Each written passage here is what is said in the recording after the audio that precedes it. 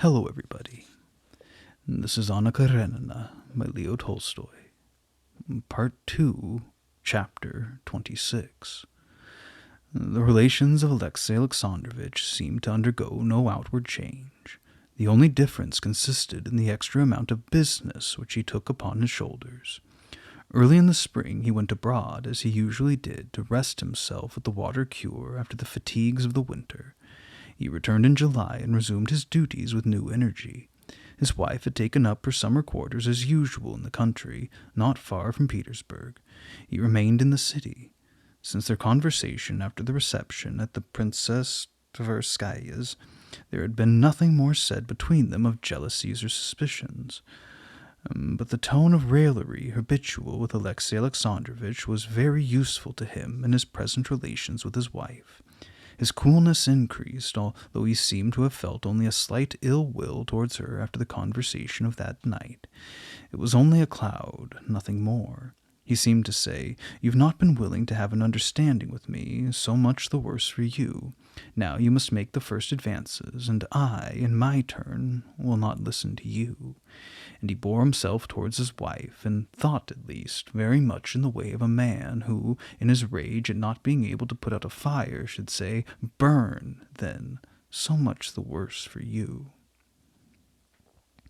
This man, so keen and shrewd in matters of public concern, could not see the absurdity of his conduct, or if he saw it, he shut his eyes to the wretchedness of his situation. He preferred to bury his affection which he felt for his wife and child deep in his heart, as in a box, sealed and secured.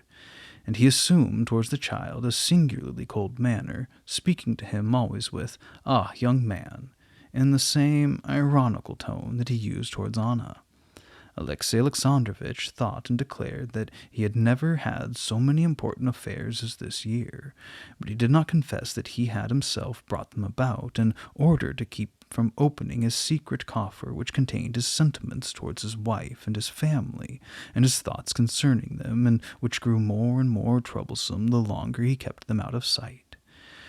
If anyone had assumed the right to ask him what he thought about his wife's conduct, this calm and pacific Alexei Alexandrovich would have flown into a rage and refused to answer.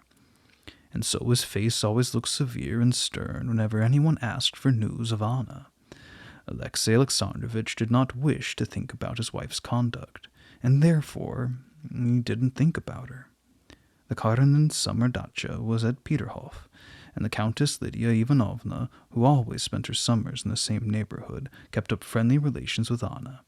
This year the Countess had not cared to go to Peterhof, and as she was walking with Karenin one day, she made some allusion to the impropriety of Anna's intimacy with Betsy and Vronsky. Alexei Alexandrovich stopped her harshly, and declared that for him his wife was above suspicion. From that day he avoided the Countess, shutting his eyes to everything he did not care to perceive, and he did not perceive that many people in society were beginning to give Anna the cold shoulder, and he did not question the motives of her desire for going to Tsarko, where Betsy lived, not far from Vronsky's camp.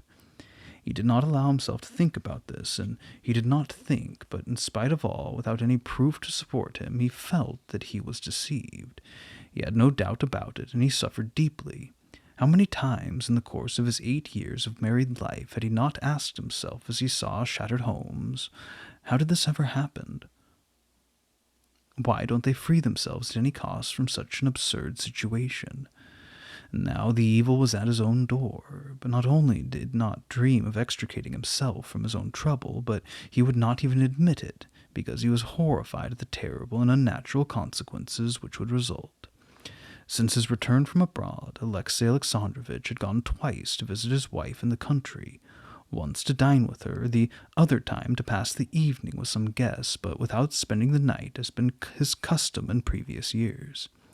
The day of the races was extremely engrossing for Alexei Alexandrovich, but when in the morning he made out the program of the day, he decided to go to Peterhof after an early dinner, and thence to the hippodrome, where he expected to find the court, and where it was proper that he should be seen.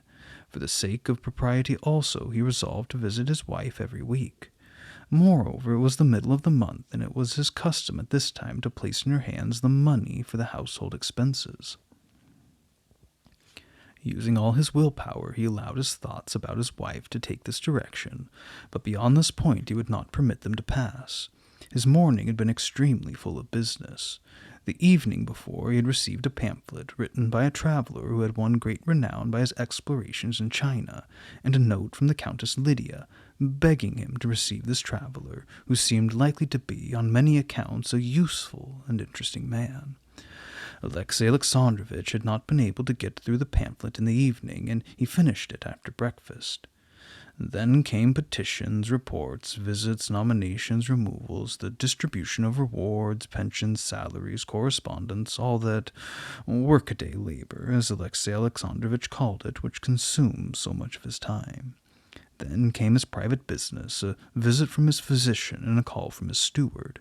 The latter was not very long. He only brought the money and a brief report on the condition of his affairs, which this year was not very brilliant. The expenses had been heavy, and there was a deficit. The doctor, on the other hand, a famous physician and a good friend of the Karenins, took considerable time. He had come without being summoned, and Alexey Alexandrovitch was astonished at his visit and at the scrupulous care which he plied him with questions and sounded his lungs.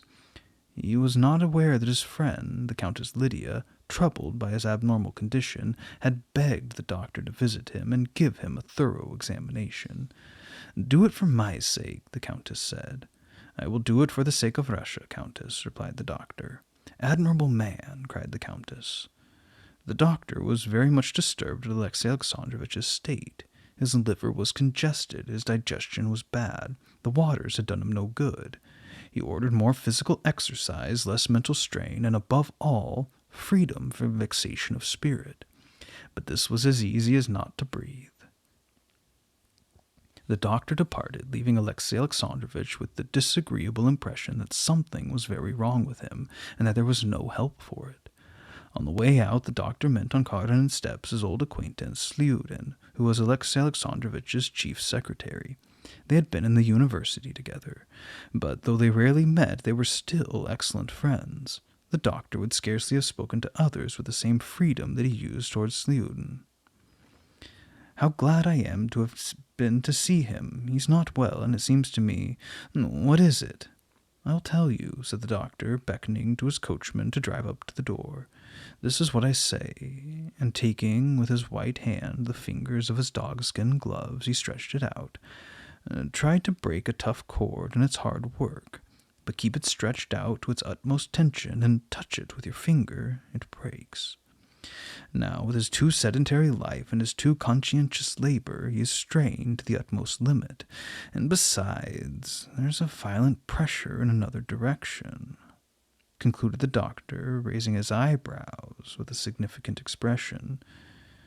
"Shall you be at the races?" he added as he got into his carriage.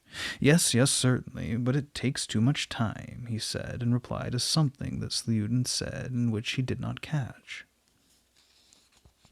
Immediately after the doctor had gone, the celebrated traveler came, and Alexey Alexandrovitch, aided by the pamphlet which he had just read, and by some previous information which he had on the subject, astonished his visitor by the extent of his knowledge and the breadth of his views. At the same time, the imperial predvoditelь was announced, who had come to Petersburg on business, and wanted to talk with him. Then he was obliged to settle the routine business with his chief secretary, and finally to make an important and necessary call upon an official. Alexey Alexandrovitch had only time to get back to his 5 o'clock dinner with Herein, whom he invited to join him in his visit to the country and to the races. Without knowing exactly why, he always endeavored lately to have a third person present when he had an interview with his wife.